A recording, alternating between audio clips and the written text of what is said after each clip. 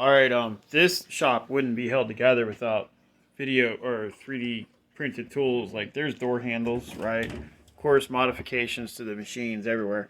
Uh, shit. It's like, there's a thing that holds stuff, if you will. Um, God damn it. There's a hinge. I made that. That's a thing that I made perfectly, but you get the idea. I can send you that STL if you wanted or needed it.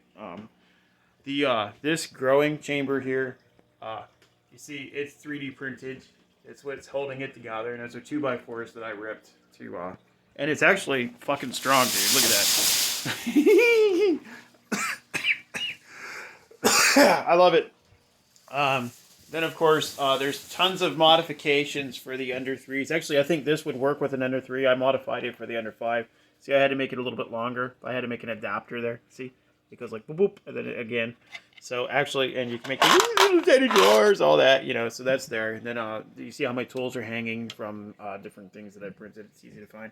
This was actually mod for the under 5. Of course, all that, all of everything that is hanging from my my pegboard here is 3D printed. Some of it I've modified in Tinkercad. Some of it, it says my battery's running low. Some of it is straight downloaded parts that, that one might be a straight downloaded part too. Like that is too. Q-tip holder for your pegboard. Really cool stuff. Getting over here to carpentry stuff, right? This is an angle finder, and this is so freaking handy from time to time. And it's a very, very poor print. Like you see it delaminated like halfway through the print, and it still worked. And it's good enough for me. If I need to find an angle, then I just put it where it needs to go, and it's close enough to at least get me somewhere. Oh, jeez. There is a plumb bob there that I have printed, and it's got its own holder. And if you don't know what a plumb bob is, I'm not taking this out because it's hard to get back in with one hand. But you hang it down, and it's got actually like a bolt inside. It's actually made around a bolt. It's pretty cool. There is our corner stuff to glue up frames and whatnot.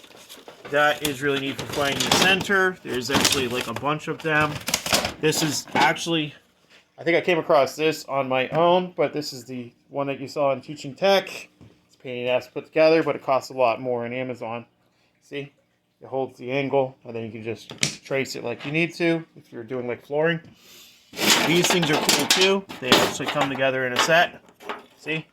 They stack on top of each other, which is really nice. And what you're doing is if you're finding center line, it'd be like a thicker board, of course. It goes like that. Your pencil goes in the middle. That's the center. You just drag it along with the pencil. This is actually, there's more pieces to it. This is to find the center of a cabinet thing, like where you're going to put the handle. And you have an extension there. And then you just set the slide bars wherever they need to be. I don't know if I see a slide bar in or not. You just set it so that it's good for the first handle, and then it's repeatable. Just hook it, boom, you know where that is, you know where that is, you know where that is. And it's really handy if you're putting in like a new bathroom cabinet or something. Here is for saws or dados. On your table saw, you can see how high or low you want it. Like if you want the saw blade to be a 1/2 inch, then you just set that there, run your saw up to be that height. It's pretty freaking cool there. And there's one for dados in there somewhere too. Here is a jig that I worked on a few different times. It's out there for download too. And you see, this is how I made my own pegboard. I would not do that again, but that's how I did it. Yeah, I think for what it's worth, here is one of the pieces that attaches to that the cabinet thing here, and even the screws that it uses are download where they just print. And my battery is getting really bad here, so I apologize if there's any problems with the video. See, like I said, this is actually a little bit closer to what you want to use for something this thin. See how that works? And then you would just put your pencil in there, and you would have your center line all the way across, and it's so handy. I don't even know what that does. It does something.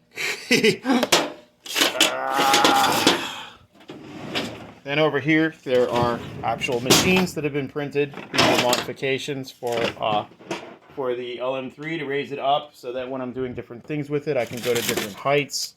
This is a whole machine. This is the rotary. I don't know if you were in for that conversation or not, I think you were. And this is a custom transmission that I built for it, made from a belt that I had sitting in the shop. But see, it's a whole 3D. This whole thing was made in the shop. It started out as freaking filament and everything, filament and some fittings and bolts. This is also like I have a microscope there, right? And it slides into this housing here, like that. See? And then the microscope goes in here, and it slides out as far as I need, and it swings back and forth, whatever. There's all kinds of gears and shit that I've printed for various applications. This is actually, you see, it reminds you of this. It's made out of palm wheels, and it's adjustable, and this is all designed to be 3D printed. That is a very scary. Here's some better crossbars that I for framing. I found the other ones were a little bit weak, so I made these pull things right there. I think there's only, yep, there's only more of the, what's this? Ha! There is a dado plate that I made for my table saw. I think this is a file that I came